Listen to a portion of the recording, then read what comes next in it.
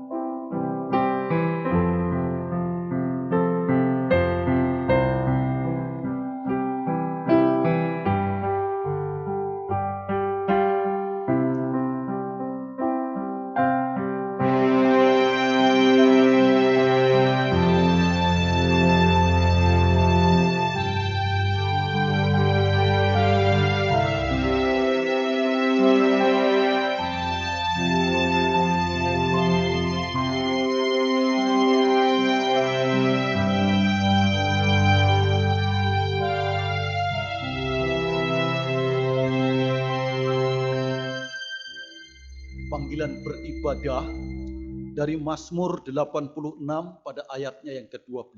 Demikian bunyi firman Tuhan. Aku hendak bersyukur kepadamu, ya Tuhan Allahku, dengan segenap hatiku dan memuliakan namamu untuk selama-lamanya. Pertolongan kita datang dari Allah yang menciptakan langit bumi serta isinya. Ibadah pada hari ini ditabiskan di dalam nama Allah Bapa, Putra dan Roh Kudus. Kasih karunia dan damai sejahtera dari Allah Bapa, dari Tuhan Yesus Kristus menyertai kita semuanya. Amin.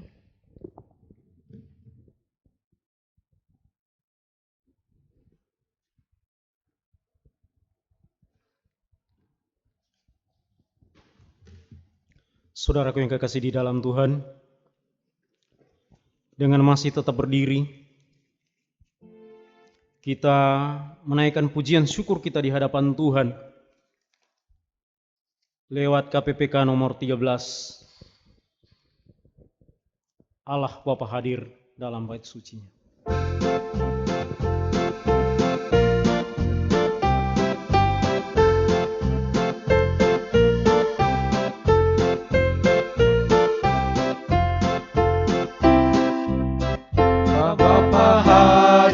Dalam bait sucinya, segala sujud kepadanya.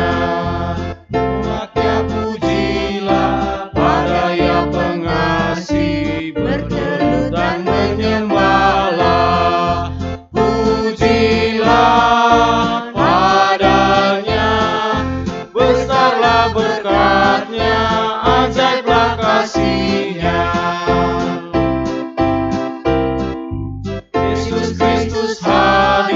Dalam bait sucinya, oh dengarkanlah sabdanya, yang tebus dosaku, yang hibur hatiku, jalanlah jadi teranglah. Pujilah padanya, ku dibebaskannya, ku diselamatkannya.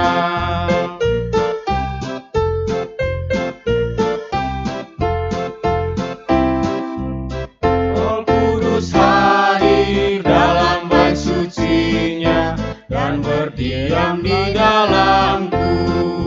Jadikan hatiku baik-Mu yang kudus, kehendak-Mu pun genaplah.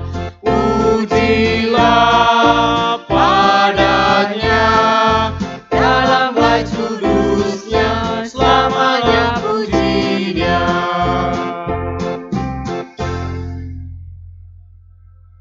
Jemaat, silakan duduk. Saudaraku yang dikasihi oleh Tuhan Yesus Kristus, sebagai umat ciptaan Tuhan yang penuh dengan keterbatasan dalam kehidupan sehari-hari, kita kerap kali menyakiti hati Tuhan dan juga sesama. Oleh sebab itu, marilah kita mengakui dosa kita di hadapan Tuhan. Dengarkanlah firman Tuhan yang terdapat dalam Mazmur nomor 51 ayat yang ketiga sampai ayat yang kelima. Firman Tuhan berbunyi demikian. Kasihanilah aku ya Allah menurut kasih setiamu. Hapuskanlah pelanggaranku menurut rahmat-Mu yang besar.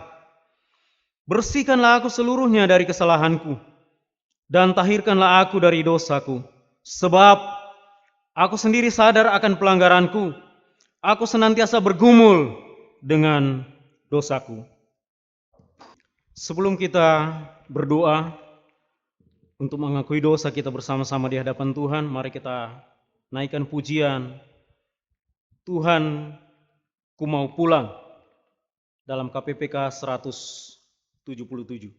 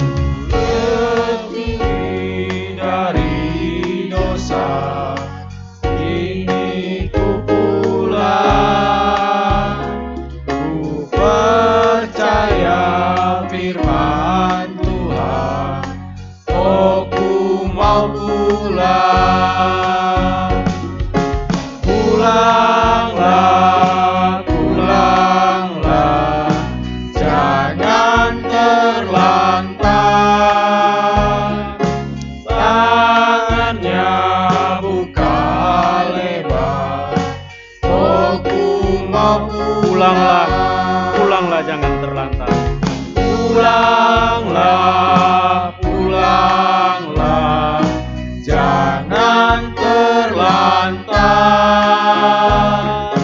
Tangannya buka lebar, oh ku mau pulang. Tangannya buka lebar. Tangannya buka lebar. Oh ku mau pulang. Oh ku mau pulang. Oh ku mau pulang. Oh ku mau pulang.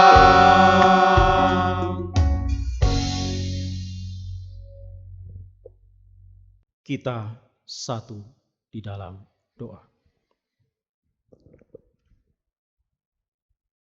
Allah Bapa, Allah yang kami kenal, kami sembah di dalam Tuhan kami Yesus Kristus, Putra-Mu yang tunggal, Juru Selamat kami yang hidup.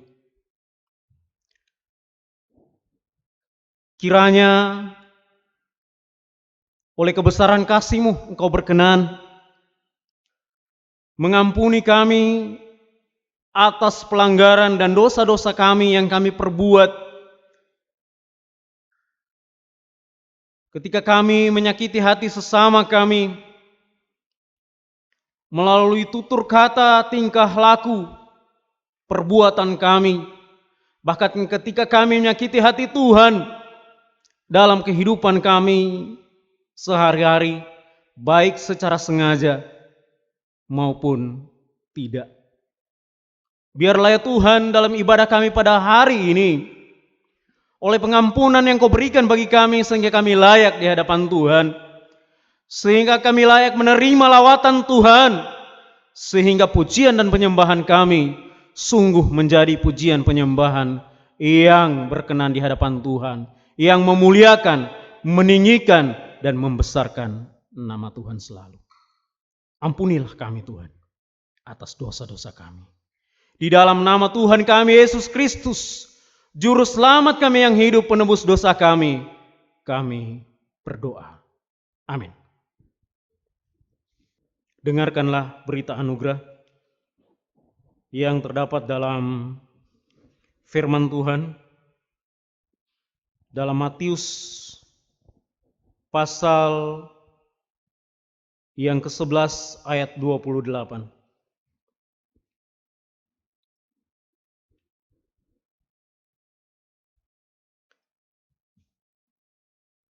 Matius pasal 11 ayat 28. Marilah kepadaku semua yang letih lesu dan berbeban berat, aku akan memberikan kelegaan kepadamu. Biarlah berita anugerah yang datangnya daripada Allah memberikan kita keberanian untuk mengambil keputusan untuk mengasihi Allah lebih setia lagi. Biarlah firman Tuhan ini menjadi komitmen kita bersama. 1 Korintus pasal 9 ayat 16 berbunyi demikian. Karena jika aku memberitakan Injil, aku tidak mempunyai alasan untuk memegahkan diri. Sebab itu adalah keharusan bagiku. Celakalah aku jika aku tidak memberitakan Injil. Sebagai komitmen kita bersama di hadapan Tuhan, mari kita memuji Tuhan lewat pujian dalam KPPK nomor 74, Oh ku cinta Yesus.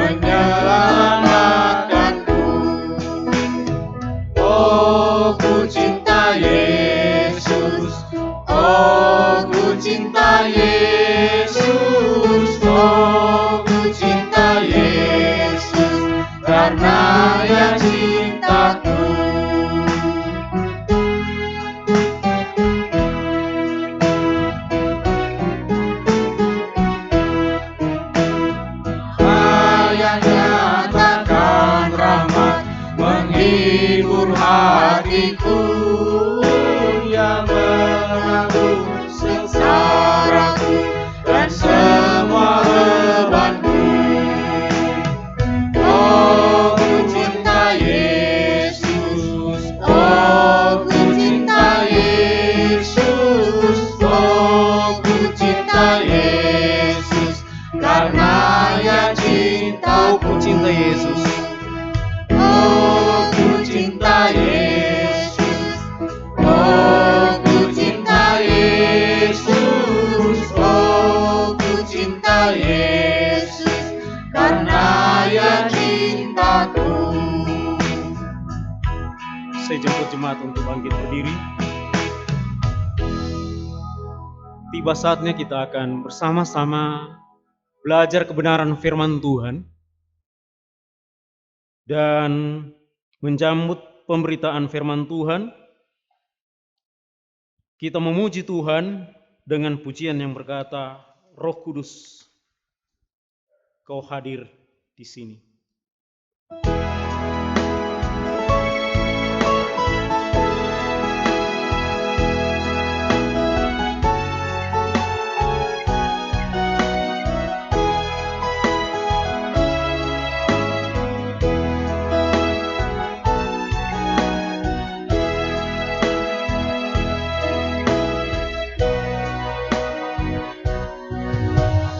Roh Kudus, Kau hadir di sini. Roh Kudus, Kau mengasihimu. Kau lembut, Kau manis, Kaulah penghiburku, penolongku, Diutus Bapa, buka hati untuk Roh-Mu ya Tuhan. buka hati untuk Roh-Mu Tuhan. Ku buka hati menyembah-Mu Yesus. Jamahlah kami, penuhi kami dengan kuasa Allah Maha Tinggi. Roh Kudus, Kau hadir di sini. Roh Kudus, Kau hadir di sini. Roh Kudus, Ku mengasihimu. Kau lembut, Kau manis, Kaulah penghiburku, penolongku, diutus Bapakku. Ku buka hati untuk Roh-Mu Tuhan. Ku buka hati menyembah-Mu Yesus. Jamahlah kami, penuhi kami dengan kuasa Allah Maha Tinggi. Buka hati untuk Roh-Mu Tuhan. Ku buka hati untuk Roh-Mu Tuhan. Ku buka hati menyembah-Mu Yesus. Jamahlah kami, penuhi kami dengan kuasa Allah Maha Tinggi. Jamahlah kami Tuhan.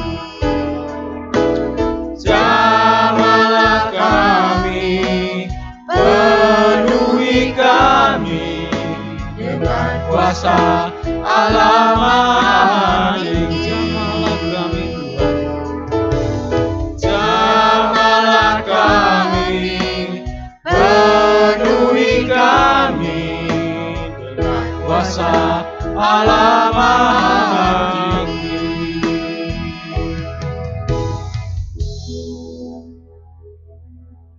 Kepada hambanya disilakan untuk memberitakan firman Tuhan.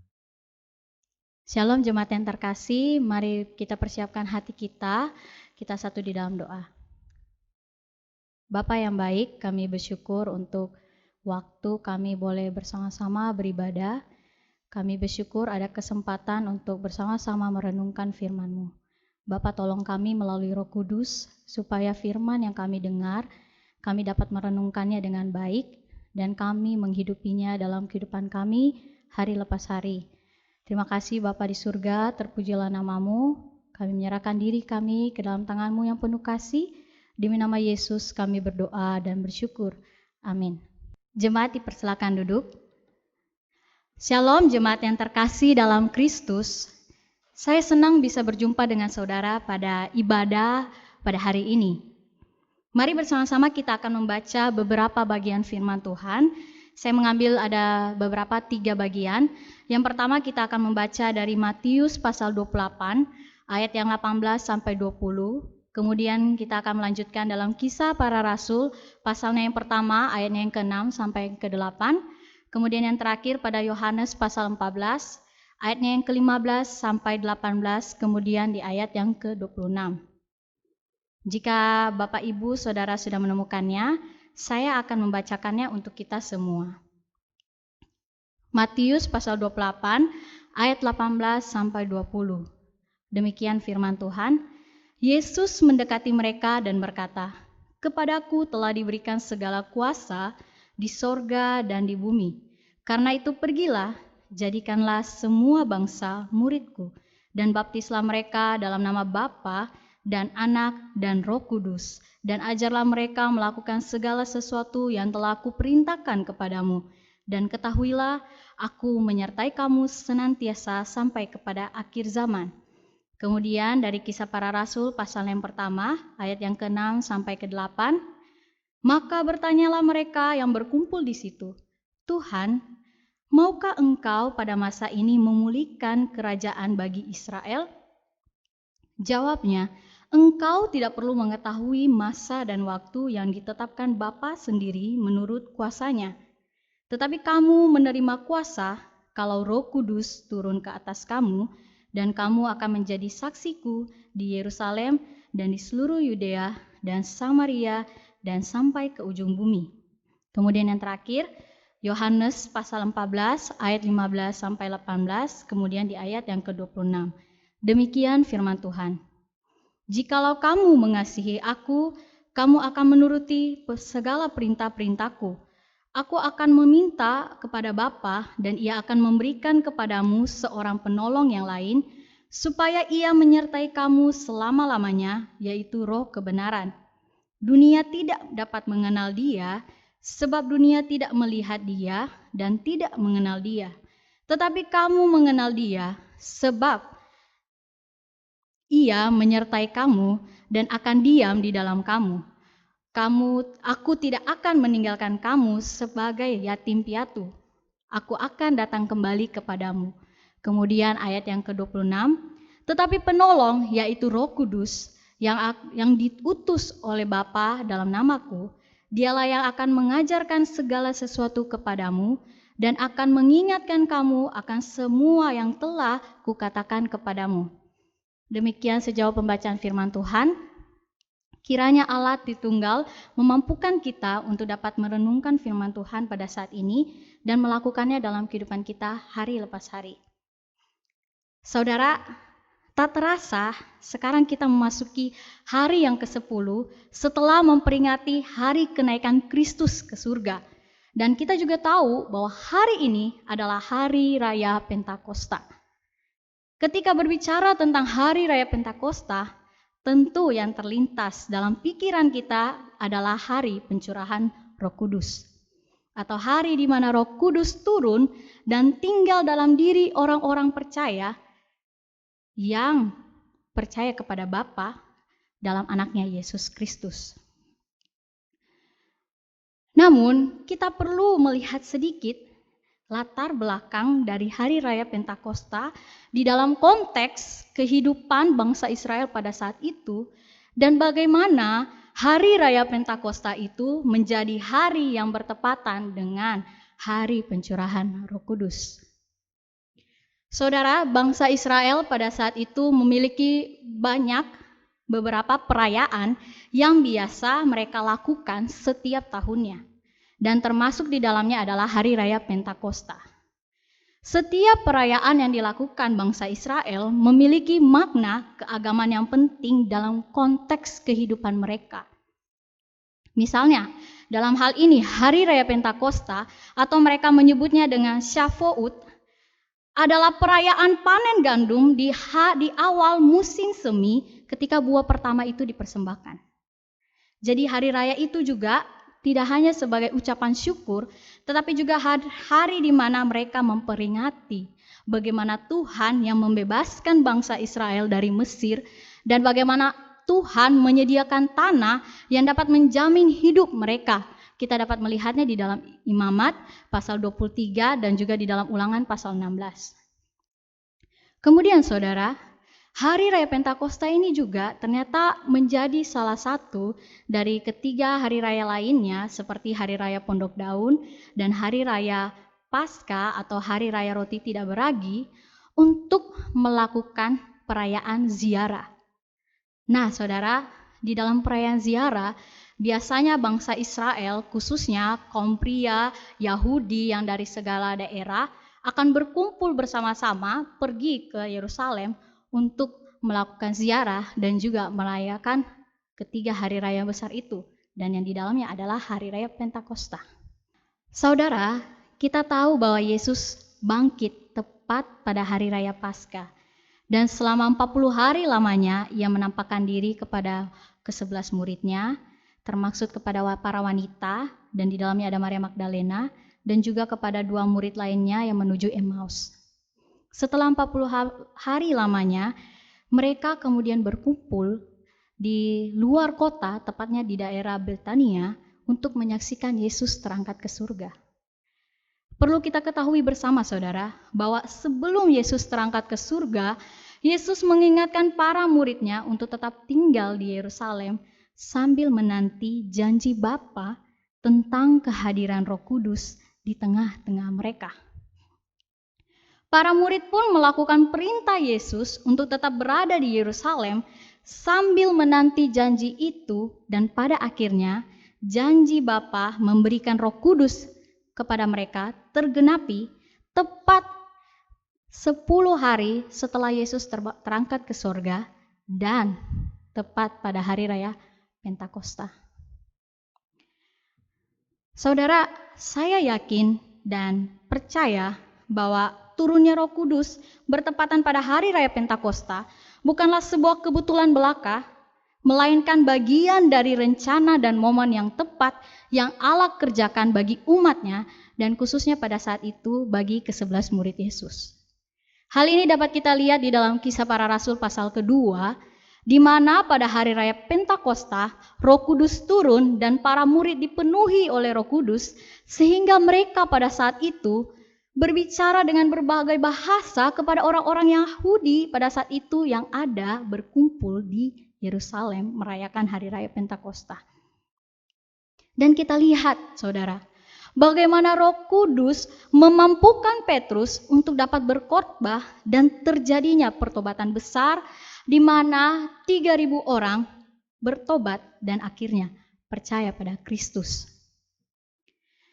Saudara, sebagai orang percaya, tentu kita bersyukur kepada Tuhan karena Tuhan telah menyelesaikan karya keselamatan yang Ia kerjakan di dalam Kristus, menyelamatkan kita dari dosa dan dari maut. Namun saudara, di tengah rasa syukur kita oleh karena karya Kristus bagi manusia, ada satu hal penting yang Yesus berikan kepada orang percaya, dan hal penting itu menjadi hal yang sampai saat ini belum terselesaikan. Sekarang yang menjadi pertanyaan bagi kita adalah, hal apa yang belum terselesaikan itu? Hal apa yang belum terselesaikan itu? Inilah yang menjadi tema dari ibadah kita pada saat ini, yaitu unfinished. Mari saya mengajak kita untuk kembali memperhatikan teks yang tadi kita baca, khususnya di dalam Matius pasal 28 ayat 19. Saya akan kembali membacakan buat kita semua. Karena itu, pergilah, jadikan semua bangsa muridku, dan baptislah mereka dalam nama Bapa dan Anak, dan Roh Kudus.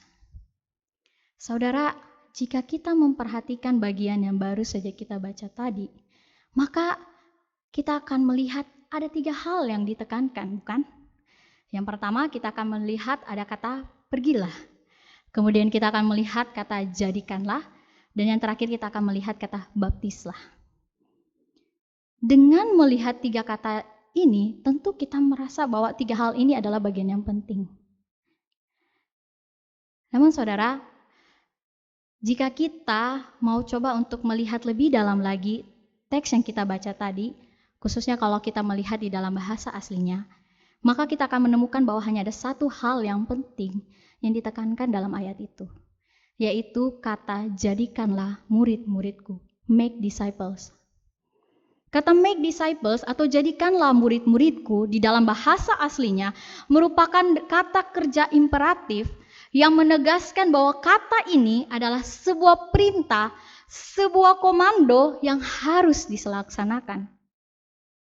Dengan demikian, kita dapat menyimpulkan bahwa menjadikan segala bangsa muridku adalah suatu perintah yang penting dan perintah ini haruslah dilaksanakan. Saudara, perintah ini Yesus berikan dengan tujuan agar semua suku bangsa menjadi murid Kristus yang setia. Perintah ini diberikan bukan hanya kepada para murid pada saat itu, bukan juga kepada kami, para hamba Tuhan. Tetapi tugas ini berlaku untuk kita semua orang yang percaya. Mengapa orang percaya? Coba kita kembali melihat di teks yang kita baca tadi, di dalam Matius pasal 28 tadi. Jika kita kembali melihat momen itu, kita akan mendapati bahwa perintah ini pada saat itu diberikan tidak hanya kepada ke-11 murid, tetapi juga kepada orang-orang, para pengikut Kristus pada saat itu. Dengan melihat konteks tersebut, maka kita dapat menyimpulkan bahwa perintah yang Yesus berikan ini adalah perintah yang berlaku untuk semua orang yang percaya padanya. Oleh sebab itu, penting untuk setiap kita, saudara, terlibat dan mengambil bagian dari perintah ini atau perintah yang sering kita kenal dengan istilah amanat agung ini. Karena kenapa? Karena Kristus ingin kita sebagai muridnya, kita juga pergi memuridkan orang lain menjadi murid Kristus. Bagaimana caranya agar kita dapat menjadikan seluruh suku bangsa menjadi muridnya? Caranya adalah pergi memberitakan Injil. Pergi memberitakan Injil. Kemudian membaptis mereka dan mengajarkan mereka untuk melakukan segala perintah Kristus. Di dalam bagian lain, kalau kita lihat di dalam bagian Kisah Para Rasul pasal yang pertama ayat ke-8, menekankan bahwa pergi menjadi saksi Kristus. Pergi memberitakan Injil dan menjadi saksi Kristus adalah satu cara, satu hal yang penting untuk kita lakukan, di mana kita menceritakan siapa Kristus dan apa yang telah diperbuatnya bagi dunia ini. Akan tetapi saudara, Tuhan tidak ingin kita hanya sekedar pergi memberitakan Injil saja. Sebab Ia ingin pemberitaan Injil itu juga nyata dalam kesaksian hidup kita sebagai orang percaya yang telah ditebus dan menjadi murid Kristus. Sama seperti yang disampaikan oleh Rasul Paulus kepada jemaat yang di Korintus, bahwa mereka adalah surat Kristus yang terbuka, yang dapat dilihat dan dibaca oleh semua orang. Maka kita dapat memaknai bahwa kesaksian hidup yang mencerminkan diri sebagai murid Kristus haruslah terpancar dalam hidup kita. Haruslah disaksikan orang. Haruslah dirasakan dan dialami orang. Tujuannya apa? Tujuannya supaya orang dibawa kepada Injil itu. Mereka dimenangkan, mereka diberitakan tentang Injil itu dan mereka bertobat. Mereka menjadi murid Kristus. Pada akhirnya, ketika Injil berhasil diberitakan dan ketika kesaksian hidup kita membawa orang pada Injil, maka tentu kita dapat membawa mereka kepada pertobatan dan pengenalan yang lebih dalam melalui pembimbingan yang seperti di bagian di atas, yaitu dibimbing, dibaptis, dan diajar dengan melalui para rohaniwan atau para pendeta. Tujuannya apa? Supaya mereka dipersiapkan juga untuk menjadi murid Kristus dan membawa mereka di dalam pertumbuhan rohani sehingga mereka juga mampu untuk pergi memberitakan Injil. Saudara, ketika kita memikirkan tentang perintah ini, tentu muncul pertanyaan dalam benak kita seperti ini. Kemana dan kepada siapa saya harus memberitakan Injil itu? Saudara, pertanyaan ini seringkali muncul dan membuat kita akhirnya kebingungan. Kita juga mungkin menjadi takut dan bahkan mungkin menjadi tidak bergairah untuk pergi memberitakan Injil. Padahal saudara, Injil bisa kita beritakan mula-mula kepada lingkungan terdekat kita, yaitu keluarga. Mungkin saja lingkungan keluarga kita ada yang belum mengenal Tuhan, ada yang belum menerima Kristus dengan sungguh-sungguh. Kalaupun misalnya di dalam keluarga kita semuanya sudah menerima Kristus, bagaimana dengan sahabat kita atau rekan kerja kita? Bagaimana dengan lingkungan sekitar kita? Kita perlu memberitakan Injil kepada mereka. Bahkan kita bisa memberitakan Injil dalam lingkungan yang lebih luas melalui media sosial yang kita miliki. Selain itu saudara, kita juga sering bertanya dalam diri kita tentang kesaksian hidup seperti apa yang harus saya perlihatkan kepada orang-orang yang belum mengenal Kristus. Saudara, kita dapat memberi kesaksian hidup kepada orang-orang bukan hanya melalui perkataan kita, tetapi juga melalui tindakan kita yang mencerminkan hidup yang telah ditebus dan diselamatkan oleh Kristus. Misalnya seperti apa? Misalnya kesaksian hidup kita dengan cara mengasihi orang di sekitar kita dengan tulus. Sebagaimana Kristus mengasihi kita, bahkan lebih lagi menyelamatkan kita dari dosa dan maut. Itu salah satu contoh kecil bagaimana kita memberi kesaksian hidup yang membuat orang untuk mencari siapa Kristus itu? Siapa Kristus yang kita sembah itu? Dengan demikian saudara, kita dapat melihat bahwa tugas perintah yang diberikan Kristus ini adalah perintah yang tentunya masih belum selesai. Dan perintah ini harus kita jalankan, harus kita kerjakan.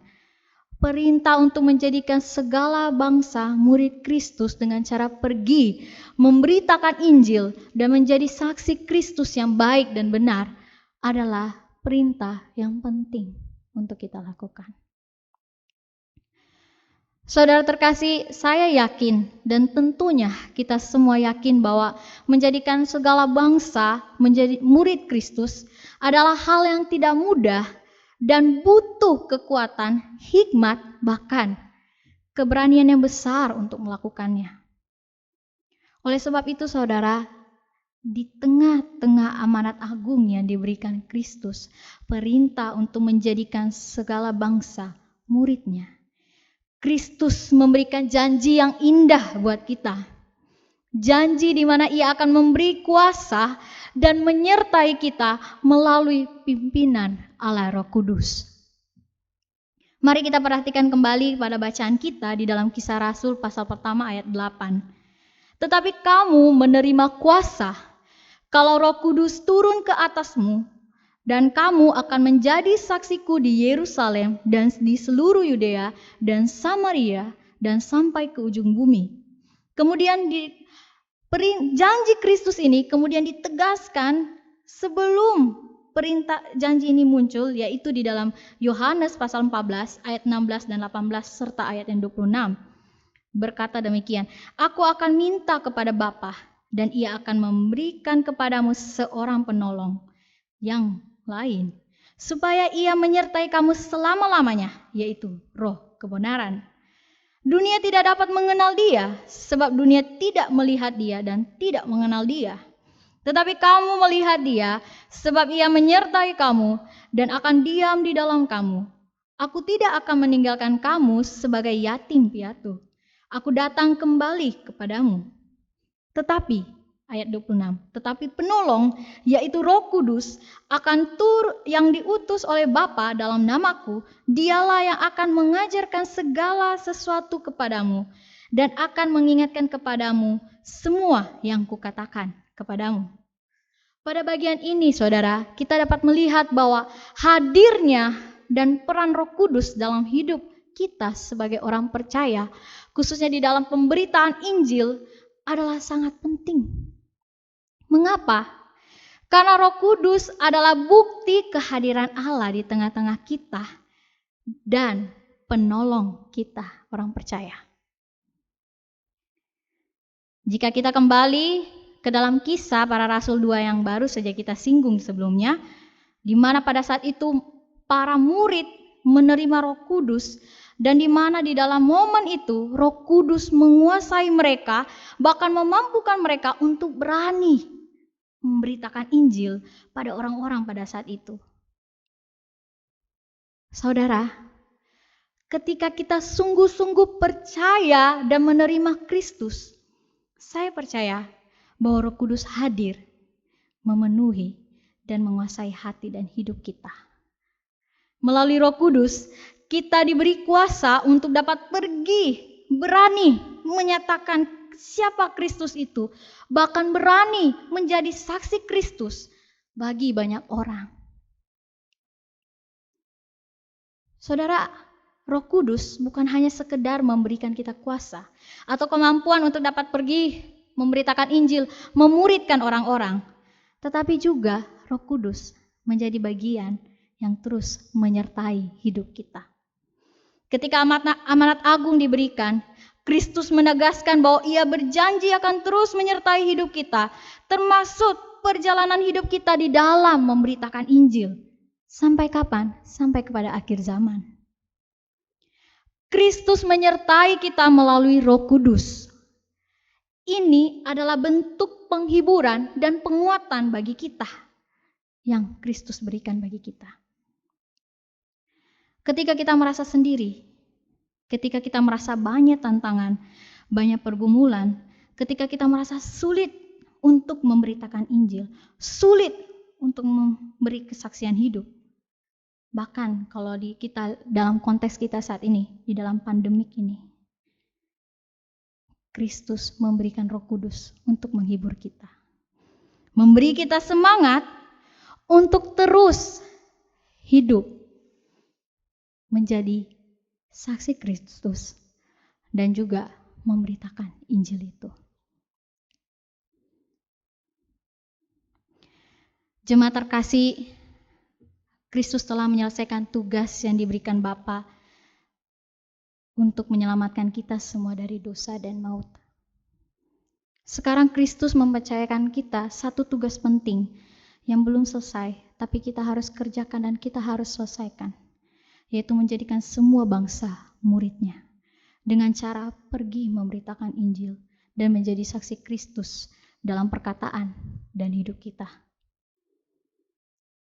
Mulai dari mana Injil itu harus diberitakan? Mulai dari keluarga kita, mulai dari sahabat kita, mulai dari rekan kita, mulai dari tetangga kita, bahkan mulai dari sosial media yang kita miliki. Di tengah-tengah itu juga, Kristus memberi kita janji yang pasti bahwa ada Roh Kudus yang akan memberi kita kuasa untuk dapat mampu dan berani memberitakan Injil dan juga menyertai kita senantiasa. Oleh sebab itu, saudara, janganlah kita takut atau berputus asa, bahkan kita menjadi malas untuk pergi menjalankan tugas ini. Sebab Roh Kudus pasti menolong kita. Di akhir khotbah ini ada pertanyaan penting yang harus kita pikirkan, saudara. Pertanyaan itu adalah, sampai kapan tugas itu akan selesai? Jawabannya, sampai Injil telah didengar oleh seluruh orang di dunia dan sampai akhir zaman, saat di mana Kristus datang kedua kali menjemput setiap kita yang percaya padanya. Kalau memang tujuan dari pemberitaan Injil ini agar semua orang menjadi murid Kristus, lalu mengapa tugas ini belum selesai? Why unfinished? Itu semua tidak akan selesai, saudara, kalau kita tidak memulainya dari orang yang terdekat. Bagaimana mungkin kita memberitakan Injil jauh ke sana kalau di dalam keluarga kita ada mama, ada papa kita yang belum percaya Kristus, ada anak-anak kita yang belum mengenal Kristus, ada orang tua yang belum mengenal Kristus. Saudara, kiranya Kristus melalui Roh Kudus akan menolong kita untuk tetap setia menjalankan perintah amanat agung ini dengan baik dan benar. Tuhan memberkati kita. Amin. Mari kita berdoa. Bapa yang baik, kami bersyukur untuk firman-Mu dan tolong kami Tuhan supaya ketika Engkau memberi kepercayaan kepada kami untuk pergi memberitakan Injil, menjadi saksi Kristus di tengah orang-orang yang belum mengenal Engkau. Kami rindu Tuhan, semua orang dapat menjadi murid-Mu Tuhan. Karena itu tolong kami melalui Roh Kudus, supaya kami dapat mampu memberitakan Injil dengan baik dan benar Tuhan. Kami dapat menjadi saksi Kristus yang tentu berkenan di hati Tuhan. Tolong ampuni kami Tuhan, kalau sampai saat ini kami mengabaikan tugas ini, kami belum mengerjakannya. Tapi terima kasih Tuhan, melalui firman ini kembali mengingatkan kami untuk menyelesaikan tugas yang Tuhan beri kepada kami. Terima kasih Tuhan, ini doa kami. Demi nama Yesus kami berdoa. Amin. Tuhan memberkati kita. Puji nama Tuhan, kita sudah mendengarkan firman Tuhan. Semoga firman Tuhan yang kita dengarkan boleh memberikan kekuatan, semangat atas kita di dalam kita mengikut dan mengiringnya. Dengan demikian diucapkan terima kasih buat kekasih kita, Evangelis Okta, yang telah menyampaikan firman Tuhan buat kita semuanya. Dan saatnya buat kita semua bangkit berdiri. Bersama orang percaya kita akan mengikrarkan iman kita. Mari kita ikrarkan bersama. Pengakuan iman rasuli. Aku percaya kepada Allah, Bapa yang Maha Kuasa, Khalik langit dan bumi, dan kepada Yesus Kristus, anaknya yang tunggal Tuhan kita, yang dikandung daripada Roh Kudus, lahir dari anak darah Maria, yang menderita sengsara di bawah pemerintahan Pontius Pilatus, disalibkan, mati dan dikuburkan, turun ke dalam kerajaan maut.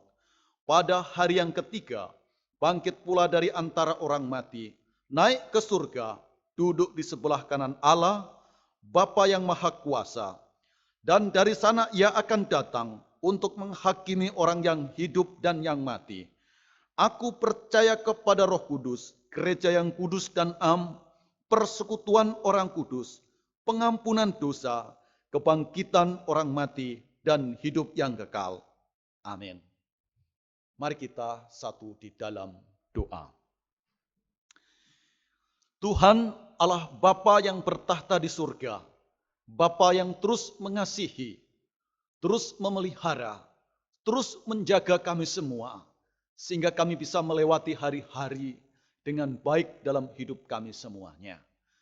Tuhan, kami pada saat ini pun berterima kasih kepada Tuhan, karena Tuhan sudah memberikan hikmat kekuatan atas kami, pun juga memberikan berkat rohani dalam hidup kami, sehingga kami semua memperoleh pengampunan, penebusan, dan kami semua diangkat oleh Tuhan menjadi anak. Dan kami memiliki hak untuk masuk di dalam kerajaan Tuhan yang kekal dan mulia. Sungguh Engkau baik atas kami. Dan pada saat ini Tuhan kami berdoa, menyerahkan jemaat Tuhan GKK Donggala sepenuhnya ke dalam tangan kasih Tuhan.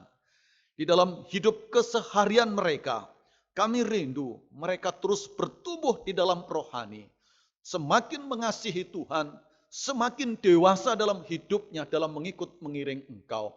Karena itu Tuhan topang supaya masing-masing gemar untuk beribadah. Walaupun dilakukan di rumah masing-masing.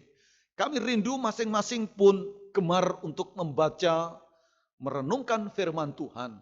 Pun juga menaikkan doa-doa di hadapan Tuhan.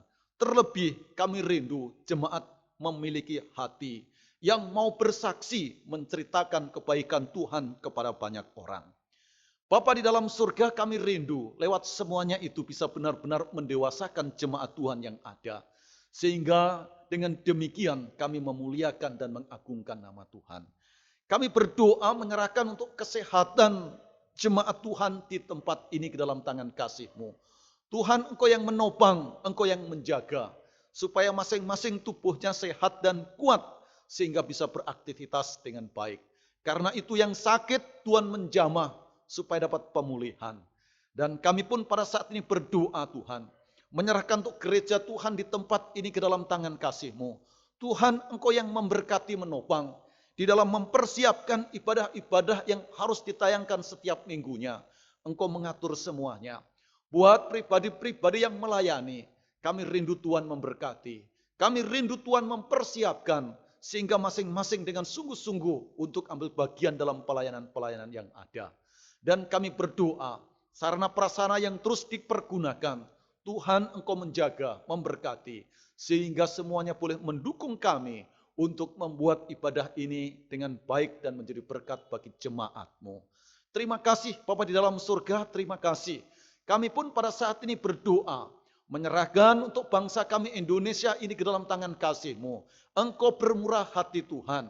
Perkembangan virus corona yang sampai saat ini masih berjalan. Kami rindu Tuhan, Engkau yang campur tangan untuk menghentikannya. Karena itu aparat pemerintah yang ada, bersama masyarakat yang ada, topang supaya bahu-membahu, bergandengan tangan bekerja sama untuk mematuhi aturan-aturan yang ada. Dan kami berdoa, anak-anak Tuhan dimanapun berada, kiranya boleh konsisten bersama pemerintah untuk menangani semuanya ini. Kami menyerahkan untuk pribadi yang terpapar, Tuhan Engkau yang menyembuhkan. Mereka yang masih sehat, topang Tuhan supaya menjaga dengan baik.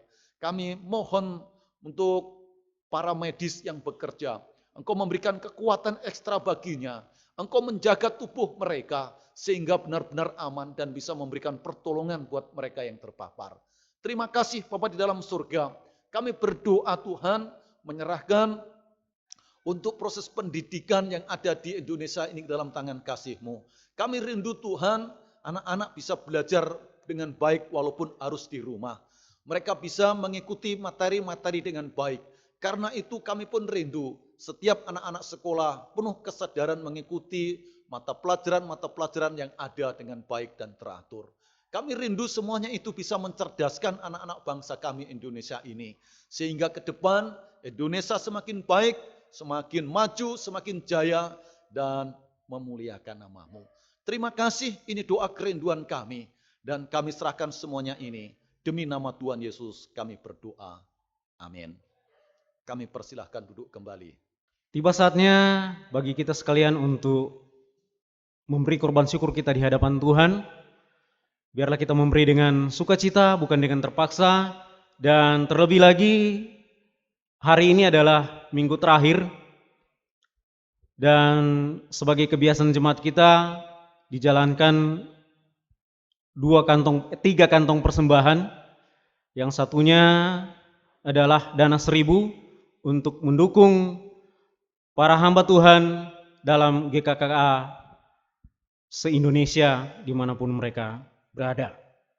Kita memuji Tuhan lewat KPPK 369, kirimlah terangmu, sambil kantong persembahan dijalankan.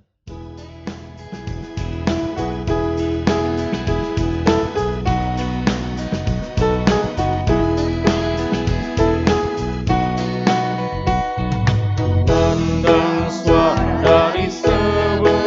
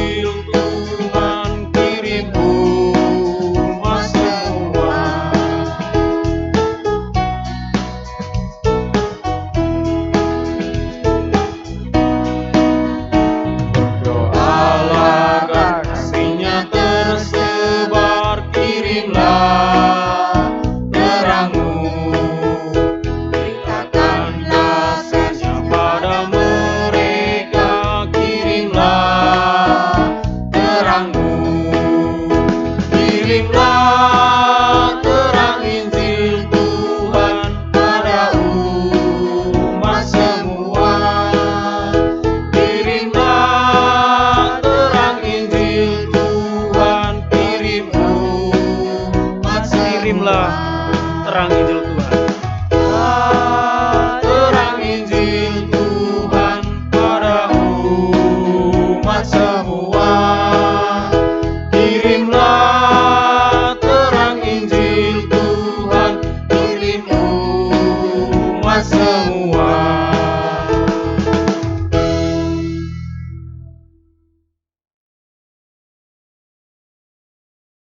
Kita satu di dalam doa, saya jemput jemaat untuk bangkit berdiri. Bapa kami yang di surga, terpuji kekal nama-Mu di antara setiap umat ciptaan-Mu. Engkaulah Allah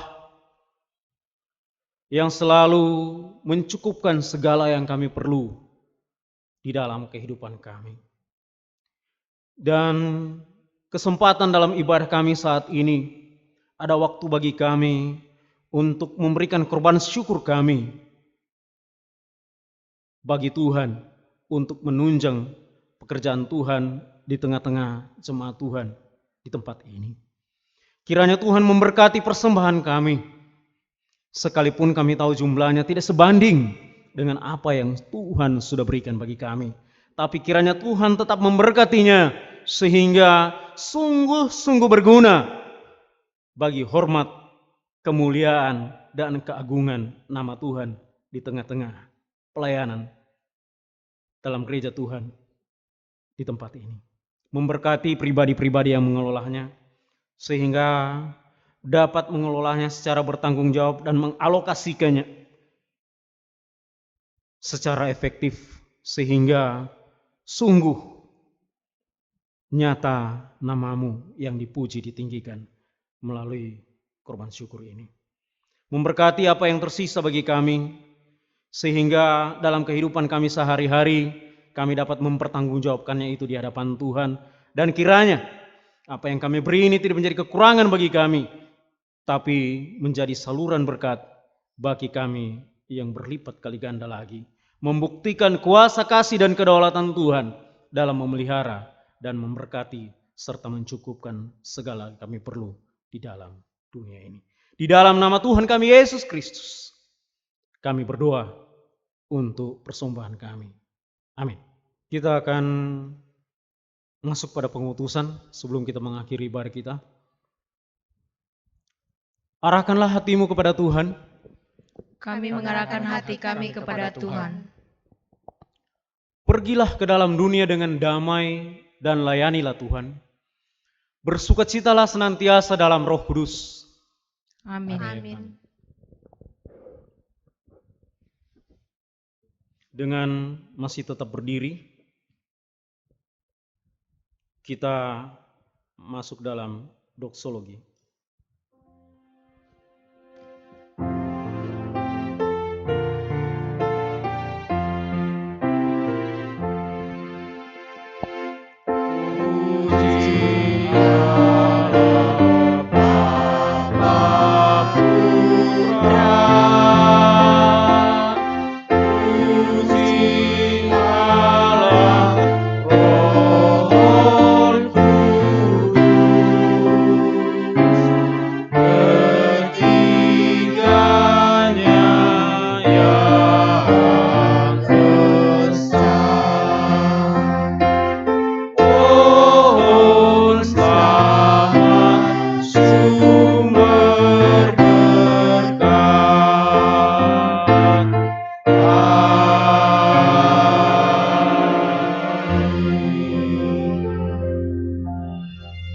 Untuk doa berkat disilakan kepada hambanya Bapak Pendeta Ramlan untuk memimpin kita sekalian.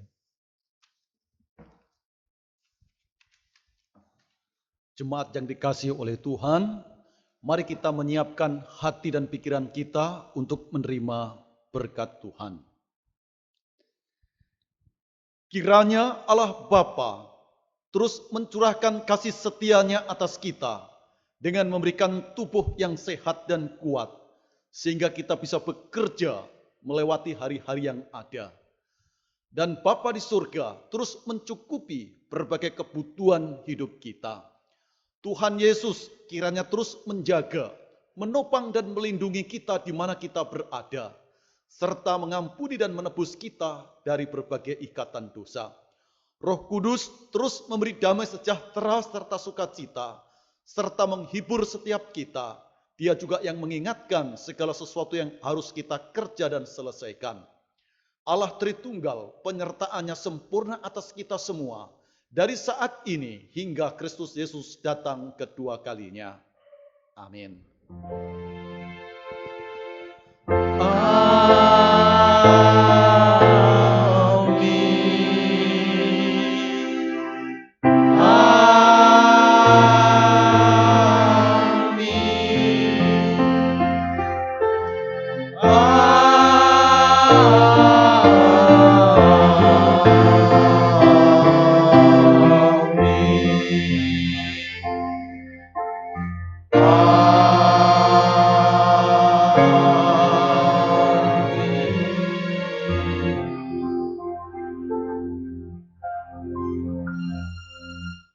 Jemaat, kami persilahkan duduk. Ibadah selesai dan kita saat teduh.